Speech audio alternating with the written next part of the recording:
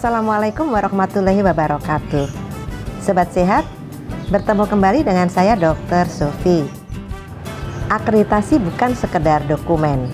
Ada 5 cara penilaian dalam akreditasi yang dikenal dengan RDOWS. Apa itu? Pertama, melihat dokumen regulasi, itu R tadi ya, yaitu SK, pedoman atau panduan, dan SOP.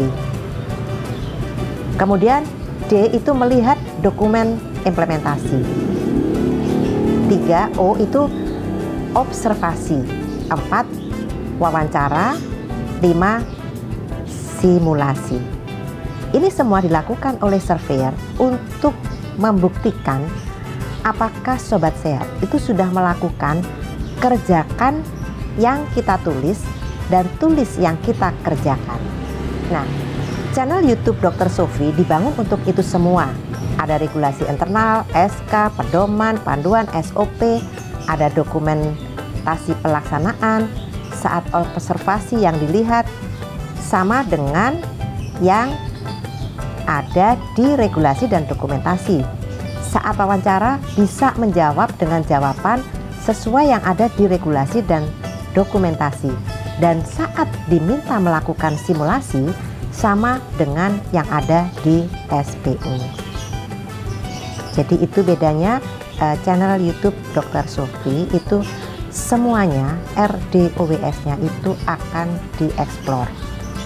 Sobat sehat, video saya yang ke-185 ini akan membahas tentang SDM program tuberkulosis. Ini bagian dari akreditasi puskesmas di bab dan kriteria yang terkait dengan kebijakan jenis-jenis layanan. Sebelum melihat video 185 ini, saya anjurkan sobat sehat melihat dulu video 6, pelayanan UKM di puskesmas. Video 13 tentang pelayanan UKM pencegahan dan pengendalian penyakit di puskesmas. Video 130 tentang pencegahan dan pengendalian penyakit di masa pandemi COVID-19. Lalu video 170 sampai dengan video 184 yang semuanya membahas tentang langkah-langkah P2TB.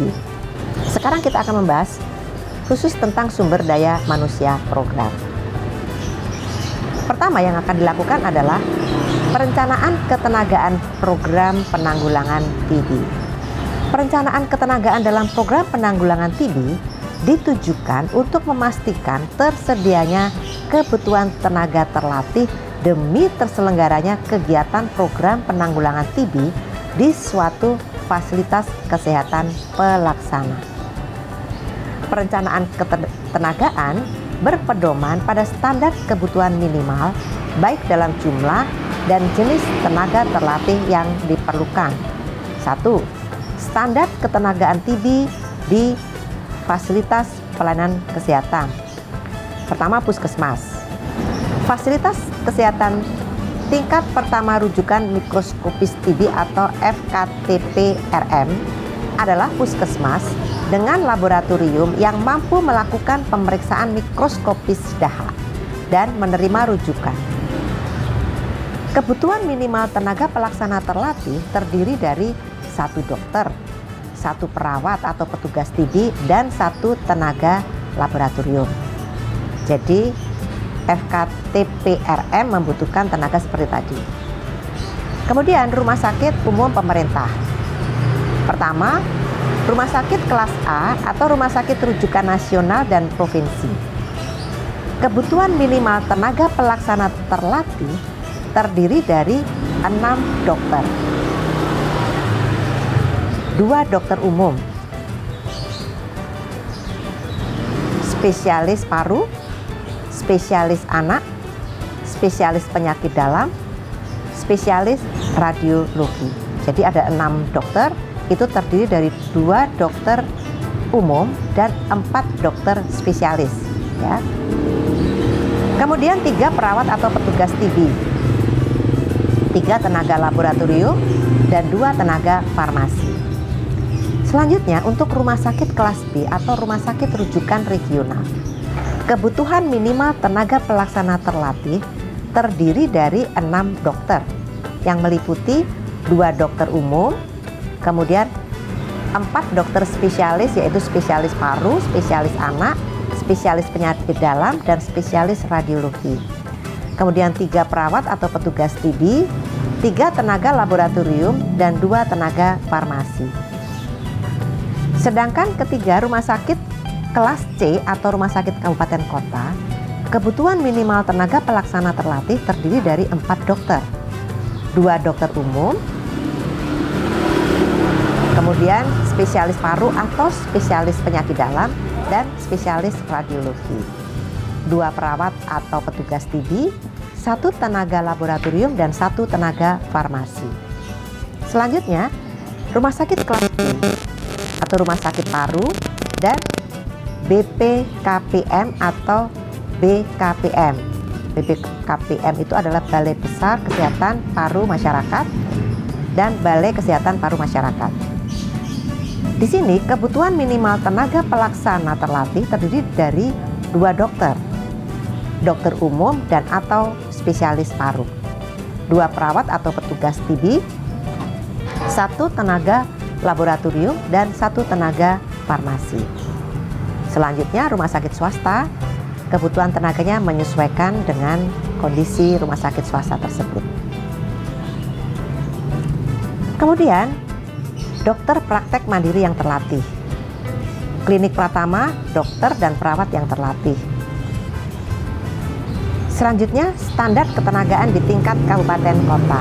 Pengelola program TB atau Basir terlatih pada Dinas Kesehatan membawahi 10-20 fasilitas pelayanan kesehatan atau Fasiankes di daerah yang aksesnya mudah dan 10 Fasiankes untuk daerah DTPK. Bagi wilayah yang memiliki lebih dari 20 Fasiankes, dianjurkan memiliki lebih dari seorang wasor. Ketersediaan tenaga lain yang merupakan komponen tim TB adalah 1. Seorang tenaga pengelola logistik program penanggulangan TB. 2. Seorang tenaga pengelola laboratorium bila mana memiliki laboratorium kesehatan daerah atau Labkesda. Kemudian tim promosi kesehatan TB yang terdiri dari bagian promosi kesehatan dan program penanggulangan TB Dinas Kesehatan setempat serta unsur lainnya yang terkait. Selanjutnya kita bahas standar ketenagaan di tingkat provinsi. Pengelola program penanggulangan TB atau Basir terlatih di Dinas Kesehatan Provinsi membawahi 10 atau 20 kabupaten kota di daerah yang aksesnya mudah dan 10 kabupaten kota untuk DTPK. Bagi wilayah yang memiliki lebih dari 20 kabupaten kota, dianjurkan memiliki lebih dari seorang wasor. Ketersediaan tenaga lain yang merupakan komponen tim TB adalah tenaga pengelola logistik program penanggulangan TB, seorang tenaga pengelola laboratorium di laboratorium provinsi atau BLK, tim promosi kesehatan TB yang terdiri dari bagian promosi kesehatan dan program penanggulangan TB Dinas Kesehatan Provinsi dan unsur lain terkait. Tim pelatih TB Provinsi atau TPP yang terdiri dari 1 orang koordinator pelatihan provinsi atau KPP dan dengan tim pelatih TB minimal 5 orang fasilitator atau pelatih per provinsi dengan 1 orang Master of Trainer atau MOT, koordinator pelatihan TB dan pengendali diklat. Selanjutnya kita akan bahas peran sumber daya dalam penanggulangan TB. Tanggung jawab pelaksanaan program penanggulangan TB berada di kabupaten kota yang didukung fasilitas kesehatan primer, yaitu FKTP rujukan mikroskopis TB atau FKTPRM, yaitu puskesmas dengan laboratorium yang mampu melakukan pemeriksaan mikroskopik dahak dan menerima rujukan, serta fasilitas kesehatan tingkat lanjutan, yaitu fasilitas kesehatan rujukan tingkat lanjut atau FKRTL yang dapat melakukan pemeriksaan mikroskopis dan mengambil peran sebagai rujukan mikroskopis, serta didukung fasilitas kesehatan lainnya seperti lapas, rutan, tempat kerja dan klinik yang telah menjadi bagian jejaring di wilayah kabupaten kota. Kepala Dinas Kesehatan sebagai penanggung jawab semua program dan fasilitas kesehatan di wilayah kerjanya, termasuk penanggulangan TB, sehingga juga bertanggung jawab terhadap pembinaan SDM, perencanaan, penggeraan, dan monitoring program penanggulangan TB yang secara teknis dibantu oleh Kepala Bidang P2 Penyakit dan Kepala Seksi P2 Penyakit, sedangkan sebagai pelaksana teknis harian adalah seorang Waksor TB Kabupaten Kota dengan tugas mulai dari pelaksanaan penanggulangan TB, peningkatan SDM, monitoring evaluasi, supervisi, pencatatan dan pelaporan, pengobatan, ketersediaan logistik, terutama obat, serta bimbingan teknis atau BIMTEK ke Pasienkes yang ada di wilayahnya. Fasilitas pelayanan kesehatan bertanggung jawab untuk mendiagnosis, mengobati, dan monitoring kemajuan pengobatan yang didukung oleh pengawas menelan obat atau PMO serta anggota keluarga. Di tingkat provinsi, penanggulangan TB dilaksanakan berdasar struktur yang ada sesuai tugas dan fungsinya dan dibantu tim TB yang terdiri dari petugas pengelola program TB provinsi atau Wasor TB, tim pelatih provinsi atau TPP, unit terkait di jajaran Dinas Kesehatan Provinsi, dan petugas lainnya. Selanjutnya kita akan membahas pelatihan program penanggulangan TB.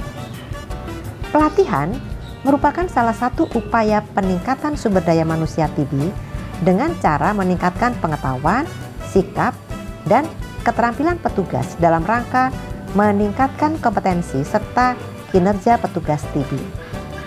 Pelatihan dapat dilaksanakan secara konvensional, klasikal, maupun metode pelatihan orang dewasa dan pelatihan jarak jauh. Ya mungkin seperti saat ini dalam era pandemi, pelatihannya itu memakai webinar. Yang harus dipersiapkan adalah pertama konsep pelatihan. Pendidikan atau pelatihan sebelum bertugas atau pre-service training.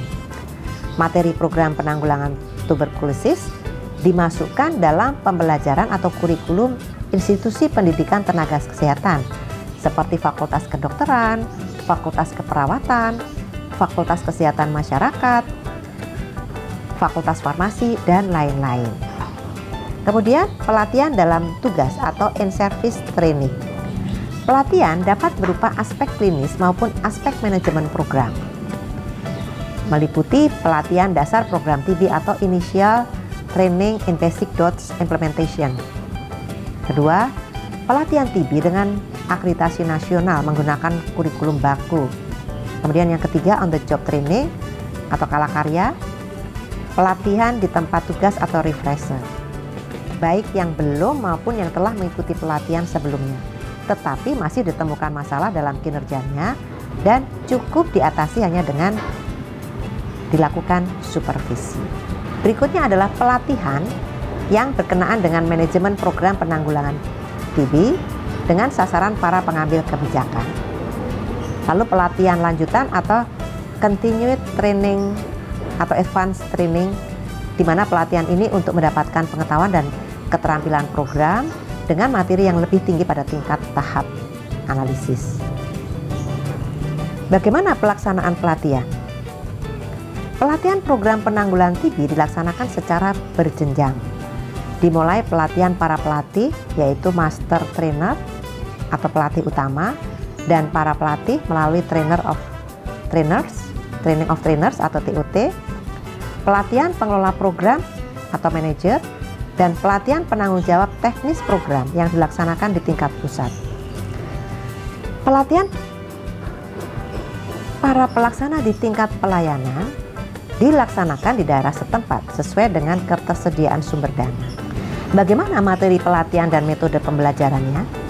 Pengembangan pelatihan disesuaikan dengan kebutuhan program dan kompetensi peserta latih. Materi pelatihan dikemas dalam bentuk materi inti. Materi yang digunakan dalam pembelajaran harus mampu melibatkan partisipasi aktif peserta dan mampu membangkitkan motivasi peserta. Sedangkan penyelenggaraan pelatihan berpedoman pada kurikulum yang telah diakreditasi oleh Badan PPSDM Kesehatan.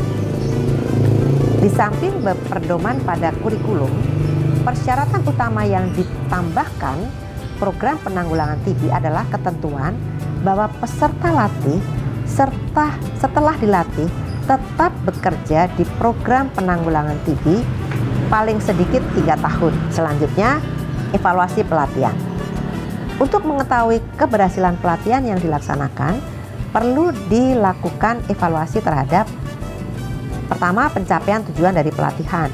Kedua, pencapaian mutu pelatihan dan mutu pelayanan pada masa akan datang.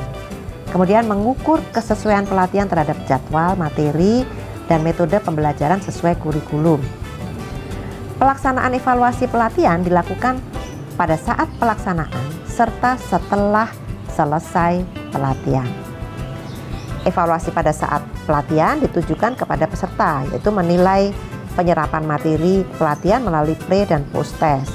Kedua, menilai peserta latih terhadap keterampilan melakukan suatu kegiatan, latihan dan evaluasi akhir modul. Kemudian menilai keterlibatan peserta dalam pembelajaran dan pembahasan materi dalam diskusi kelompok. Ketiga, fasilitator atau pelatih.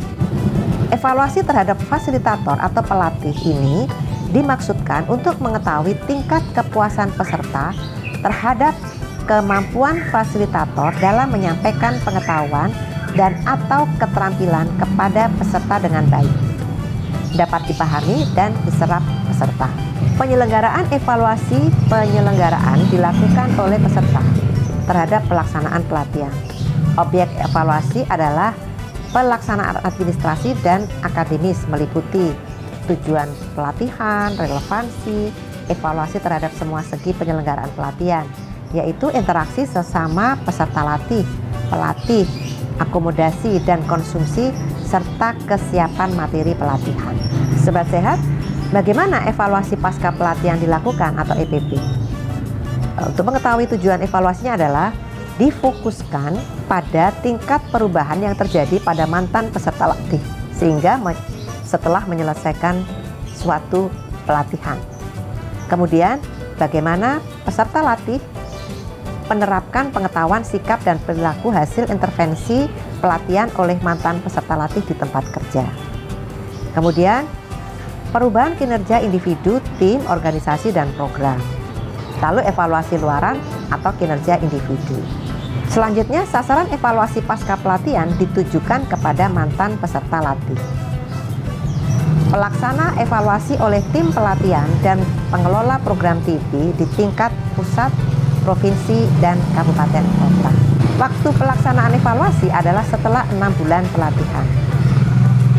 Demikianlah Sobat Sehat, di video 185 ini kita telah membahas SDM program dalam pencegahan dan penanggulangan tuberkulosis. Sobat Sehat bisa melihat secara lebih rinci dalam lampiran Permenkes RI nomor 67 tahun 2016 tentang penanggulangan tuberkulosis. Kita akan bertemu di video 186 untuk membahas tentang ketersediaan obat dan pembekalan kesehatan TB. Sampai di sini dulu ya. Semoga selalu sehat. Wassalamualaikum warahmatullahi wabarakatuh.